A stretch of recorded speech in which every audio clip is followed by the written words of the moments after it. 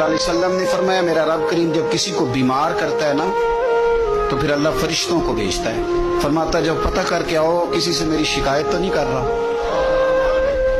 तो फरिश्ते जाके अर्ज करते हैं, मालिक उसके पास तो जो भी आया ना उसने यही कहा कि अल्हम्दुलिल्लाह, जिस हाल में अल्लाह ने रखा है मैं राजी हूँ। उसने तेरी शिकायत नहीं की, उसने तेरी रजा पे उस बीमारी को तेरी तरफ से आजमाइश समझ के कबूल किया।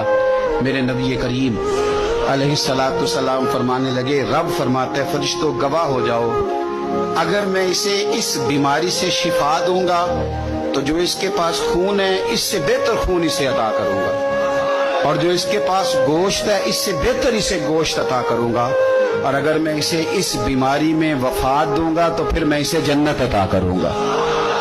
अगर शिफा दूंगा तो बेहतरीन शिफा दूंगा, और अगर वफात दूंगा तो फिर जन्नत दूंगा। जब आप हौसला